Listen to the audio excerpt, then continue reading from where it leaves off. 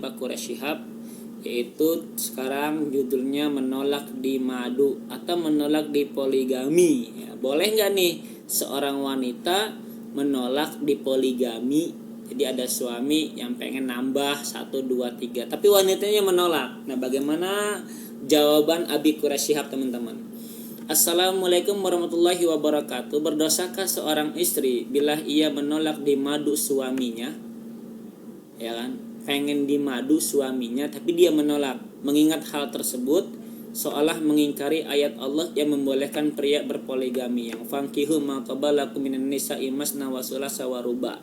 Ini bisa kalian cek di website saya pernah menulis tuh sekitar 4 atau 5 tulisan ya tentang masalah hukum poligami itu, dan saya mengambil pendapat dari ayat tersebut ya, atau pendapat ulama bahwasanya monogami itu yang sunnah, satu istri itu yang lebih sunnah daripada berpoligami. Nanti bisa kalian kunjungi website saya Ide Al-Faqih atau Tumpahan Pena.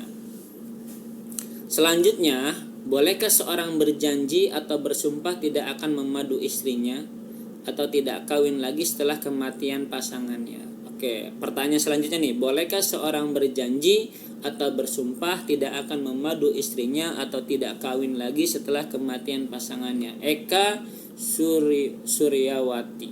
Oke, Pamekasan, teman-teman. Kita lihat jawaban Pak Quraisy Shihab. Ini kayaknya lebih lebih kena nih, teman-teman. Kata Pak Quraisy Shihab, Islam adalah agama yang sejalan dengan fitrah manusia. Telah menjadi fitrah wanita untuk bersifat monogam, yaitu monogami, satu suami atau satu istri. Gak perlu banyak-banyak. Dengan enggan dipoligami, dengan gak mau dipoligami atau dimadu. Bahkan ayah yang baik hatinya enggan menerima jika putrinya dimadu. Tuh, kita punya anak nih, anak kita mau dimadu, kita melarang kan, nggak boleh kan? Karena apa? Karena kasihan gitu. Nah, ini makanya kata Pak Quraisy Shihab, bahkan ayah sendiri yang baik hatinya enggan menerima jika putrinya dimadu. Dalam satu riwayat yang diperselisihkan nilainya, disebutkan bahwa Nabi Shallallahu Alaihi Wasallam pernah mengingatkan Ali bin Abu Thalib yang merupakan suami putri beliau Fatimah radhiyallahu anha, bahwa beliau tidak senang bila putrinya dimadu. Ya, Fatimah ketika mau dimadu ya Rasulullah nggak senang. Karena betapapun demikian itulah kodrat seorang wanita. Atas dasar itu wanita tidak berdosa bila ia menolak untuk dimadu oleh suaminya. Jadi suaminya ingin poligami, wanita menolaknya, nah itu tidak berdosa menurut Pak Quraisy Shihab. Dan tidak juga dapat dinamai menolak ketentuan Allah Subhanahu wa taala selama ide tentang dibenarkannya poligami dengan berbagai syarat tidak ditolaknya. Tapi apakah penolakannya dapat diterima atau tidak harus dilihat kasus demi kasus, apalagi agama membuka peluang dengan berbagai syarat dan pertimbangan bagi pria untuk berpoligami.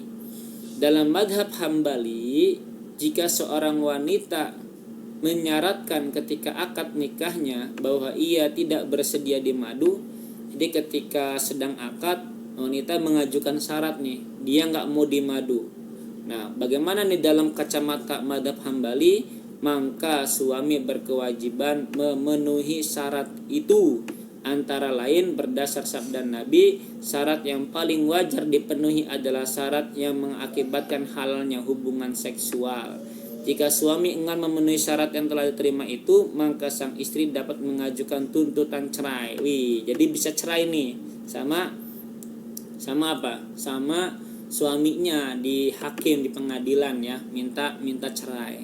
Jadi syaratnya jika suami melanggar sumpah, ya kan awalnya kan ketika akad tuh si suami emang sudah bersumpah tidak mau poligami, tapi tiba-tiba dia poligami. Nah, menurut kacamata madhab Hambali itu bisa diterima dan istri boleh menuntut cerai di pengadilan dan tuntutannya dapat diterima. Madhab Malik tidak mewajibkan semua memenuhi syarat itu. Nah, kalau menurut Imam Malik nggak mewajibkan semua syarat itu, tetapi menganjurkan memenuhinya. Hemat penulis, pandangan madhab Hambali di atas lebih sesuai dengan perkembangan masyarakat dan kemajuan masa. Dan sungguh tidaklah wajar membangun rumah tangga di atas pelanggaran syariat yang telah disepakati sebelumnya oleh suami istri. Adapun bersumpah untuk tidak menikah lagi selama hidup atau setelah kematian pasangannya, maka tidak ada halangan dalam agama. Tetapi kalau sumpah itu dilanggar, maka yang bersangkutan harus membayar kafarah, yaitu memberi makan 10 orang miskin, atau memberi pakaian kepada mereka, atau memerdekakan seorang budak. Dan barang siapa yang tidak mendapatkan atau tidak mampu melakukan salah satunya, maka puasalah selama 3 hari. Ini bisa dibaca QS Al-Maidah. Demikian, wallahu a'lam bishawab. Masya Allah ya, ini keren banget jawaban Pak Quraish Shihab. Wabillahi taufiq wal hidayah. Assalamualaikum warahmatullahi wabarakatuh.